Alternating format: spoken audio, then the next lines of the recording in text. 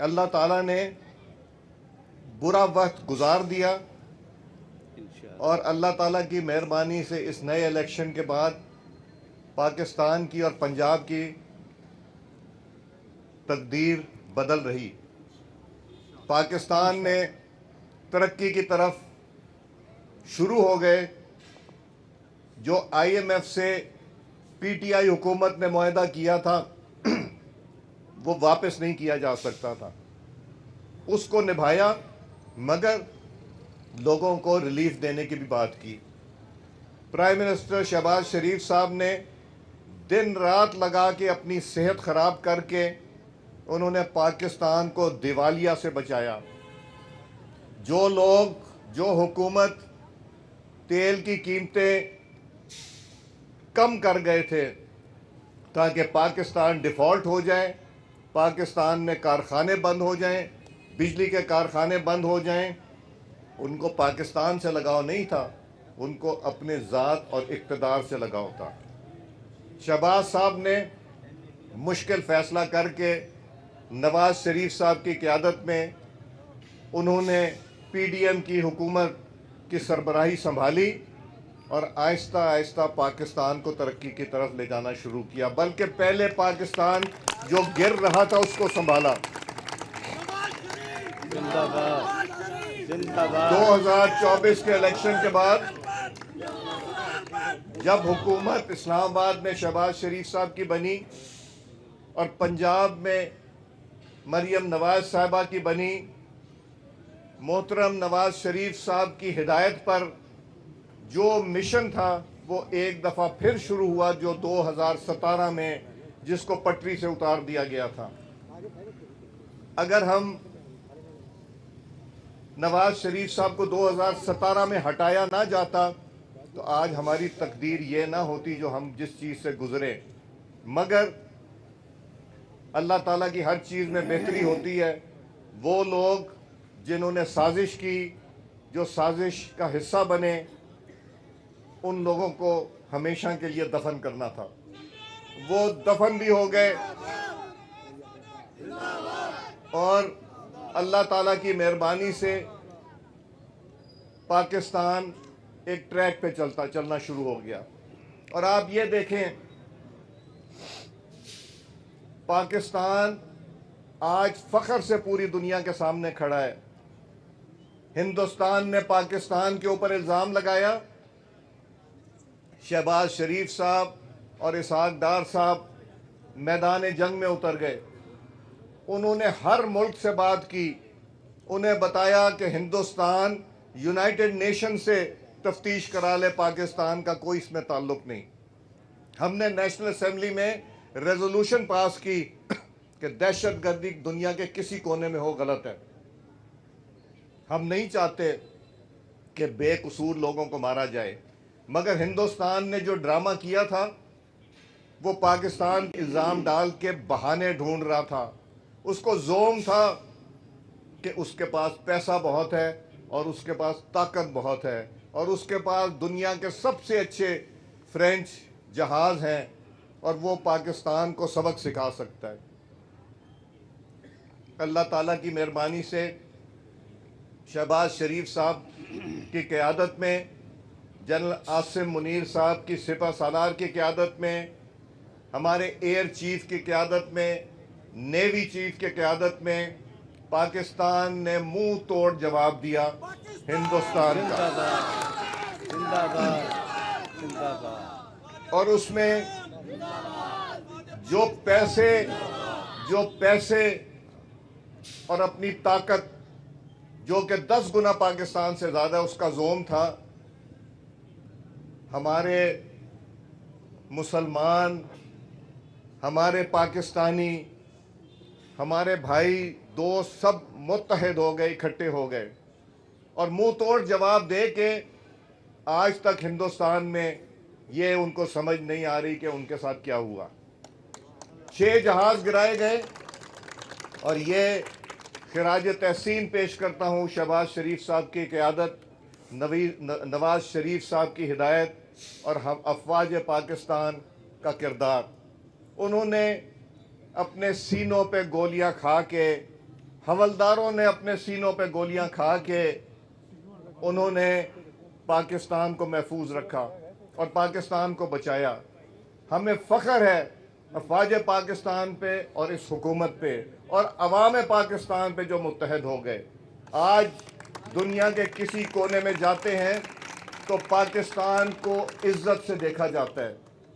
جہاں جاتے ہیں ہم سر بلند کر کے جاتے ہیں، اور جہاں جاتے ہیں لوگ عزت سے پوچھتے ہیں کہ یہ آپ نے کیا کیسا 10 گنا بڑے دشمن سے۔ یہ اللہ تعالیٰ کی مہربانی اور آپ سب کی دعاؤں کے ساتھ یہ پائے تکمیل تک ہوا۔ اب ہم آ جاتے ہیں، آج کون سا دن ہے؟ آج کشمیر کے شہداء کو خراج تحسین پیش کرنے کا دن ہے، جنہوں نے جانوں کے نذرانے دے کے خون بہا کے کشمیر کوز کو زندہ رکھا۔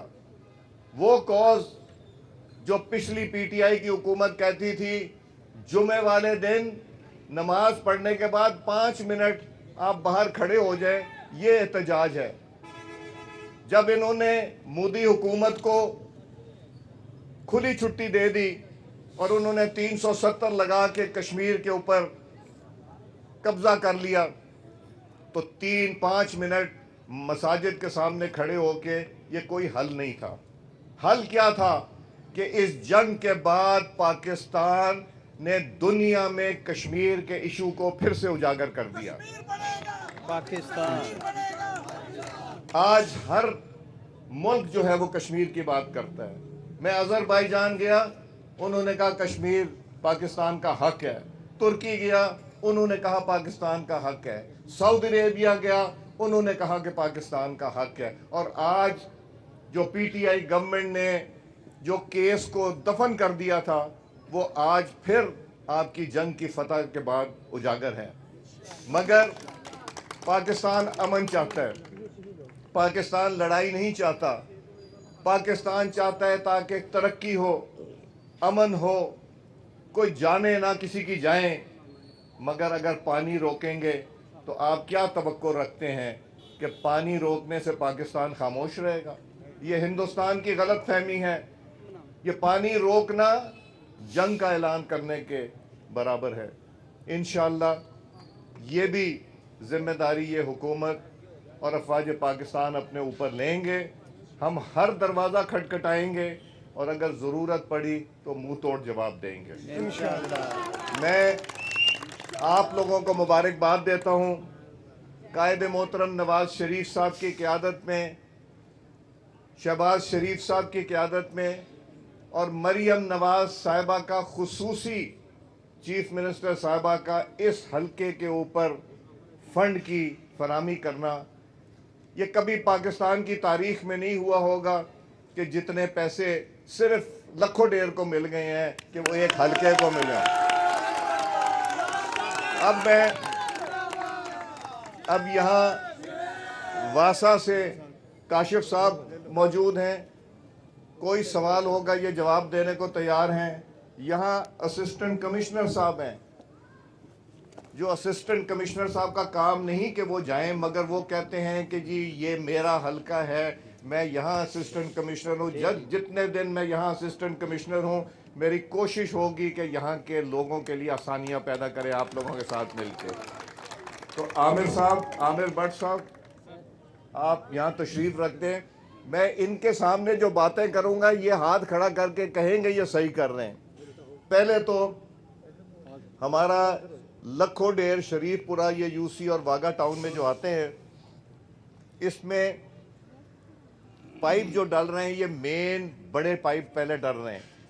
بڑا پائپ ڈلے گا تو سائیڈ سے پائپ اندر آئیں گے، اور یہ تقریباً جو ہماری اسکیم ہے یہ 63 کروڑ کی ہے صرف ایک۔ میرا خیال ہے، میں سہیل بیٹے سے بھی پوچھ رہا تھا کہ ایک یونین کاؤنسل میں 2, 4, 5 کروڑ خرچ ہوتا تھا پورے 5 سالوں میں۔ یہ 63 کروڑ صرف مین ڈرینیج کی میں بات کر رہا ہوں۔ اس کے بعد شریف پورہ بھی آ گیا۔ شریف پورہ میں سیوریج اور واٹر سپلائی جو ہے اس کی اسکیمیں تقریباً 60 کروڑ روپے کی ہیں. وہ اس کے علاوہ ہے. اس کے علاوہ پھر لکھو ڈیر اس کا سیوریج سسٹم، واٹر سپلائی، یہ تقریباً 65 کروڑ روپے کا ہے. یہ تقریباً صرف واسا کا جو کام ہے یہ تقریباً 2 ارب روپے کا ہے. مجھے نہیں پتا، میں 2002 سے ایم این اے ہوں کہ مجھے کبھی 2 ارب بھی نیشنل اسمبلی کے حلقے کے لیے ملا ہو. 2 ارب بھی نہیں ملا. یہ نواز شریف صاحب کی ہدایت اور چیف منسٹر پنجاب مریم نواز صاحبہ کا خصوصی نظر اس حلقے پہ،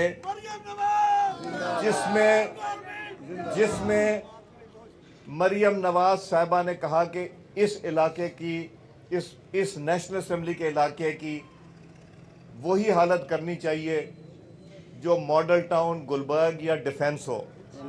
اور ہم امید رکھتے ہیں، اور یہ صرف یہاں نہیں کر رہی، پنجاب میں پورے میں کر رہی، مگر خصوصی این اے 120 کے لیے تو 2 ارب کا تو پینے کے پانی کا نظام اور سیوریج ہوگا، اور اس کی نیس پاک بھی دیکھے گا کہ یہ کوالٹی ہے یا نہیں ہے. اور ہم یہ واسا والے بھی جو سب سے اچھا انہوں نے ایکسین ہے ڈائریکٹر ہونے والا، یہ بھی ہمیں دیا انہوں نے تاکہ یہ آ کے کام. اس کے بعد جب یہ کام ختم ہو جائے گا پھر عامر بٹ صاحب اسسٹنٹ کمشنر صاحب میدان جنگ میں چھلانگ لگائیں گے، اور ان کا ہم سے وعدہ یہ ہے تقریباً 60 کروڑ روپے کی سڑکیں بنیں گی. 60 کروڑ روپے کی کتنی سڑکیں ہیں؟ 206 سڑکیں ہیں، اور ان سڑکوں پہ سیوریج پڑ چکا ہوگا، پینے کے پانی کی لائنیں پڑ چکی ہوں گی، اور پھر بتائیں گے. اور آپ کے سامنے میں ایک سوال کرتا ہوں عامر بٹ صاحب سے کہ عامر بٹ صاحب، اگر آپ کا پیسہ کم پڑ گیا اور کچھ سڑکیں رہ گئیں تو کیا آپ وہ بھی بنا دیں گے جو سیونگ کریں گے اس میں؟ جی سر. یہ کہتے ہیں وہ بھی بن جائیں گی. اور اسرار بٹ صاحب نے کہا ہے کہ جی نام لیں جن جگہوں میں یہ کام ہونا ہے. یہ میرا خیال ہے جو ایریا ہے، ہمیں باقی کہیں 50 کروڑ روپے یونین کاؤنسل میں، کہیں 60 کروڑ روپے ملا ہے، مگر یہاں پہ اس علاقے میں یہ 2 یونین کاؤنسلز آئیں گی. دیکھا سارے پیسے تیار لے گئے، میں باقیاں نو کی دیاں گا. اس کے ساتھ 137 ہے جی. اس میں جو علاقہ اسرار بٹ صاحب نے لکھایا ہے، لکھو ڈیر، شریف پورہ، ڈیرہ دین دارہ، جمشید ٹاؤن، یاسین گارڈن، عنایت شاہ ٹاؤن، عظمت پاک، نبیل ٹاؤن، گلشن نور، طاہرہ پیر، گلشن رفیق، عاشق ٹاؤن، میاں ٹاؤن. میاں ٹاؤن والے زیادہ نے، جھگیاں، اسلام آباد جھگیاں، گلشن حسین، اور میرام والا کھو. کوئی چیز رہ تو نہیں گئی کوئی جگہ؟